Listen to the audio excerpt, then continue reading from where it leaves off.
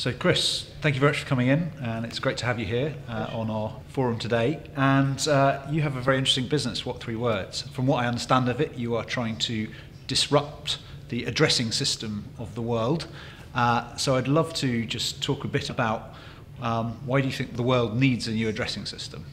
Well, I think the first thing is that the world doesn't really have very good address systems anywhere. Postcodes in a lot of countries just don't exist, and people every day are just kind of used to using landmarks and other ways of getting around, and there should be a way that we can all be very precise about location as easily as possible.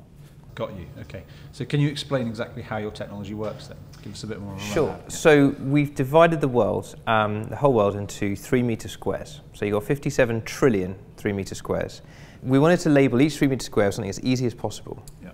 So what we thought is, well, if we use dictionary words like table, spoon, chair, there's enough of them that with only a sequence of 3 words, you've got enough permutations of 3 words that you can just label each of those 57 trillion squares with its own 3 words. So imagine starting at the top near Alaska and you call that table, chair, spoon, and your next square is called toffee branch pyramid.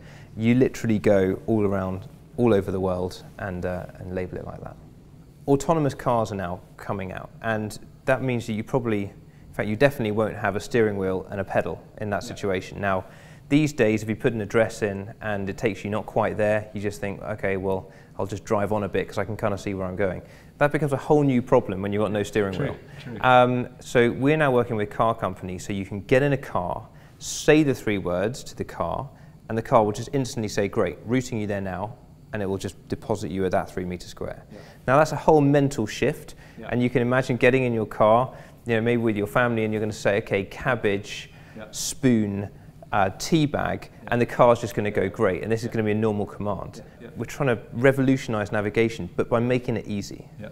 And is there a danger, say, it's sort of midnight, you've had a few drinks in the pub, and you get into your Uber in 5 years' time, and you sort of say to the Uber, cabbage, jellyfish, lemon, and you get the words the wrong way around, you get taken to the wrong place?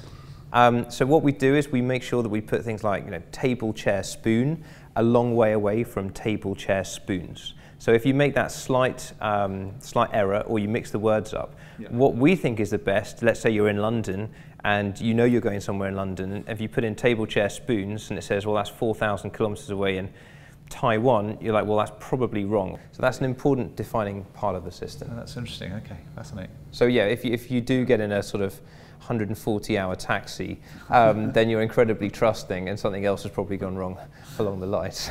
Brilliant, that's fantastic. Well, Chris, thank you very much. I think your business is set for the future, and I'm very excited about hearing how it goes. And thank you very much for coming in. I appreciate your time. Absolute pleasure, and it's great to talk about it. So thank you, and good to be here.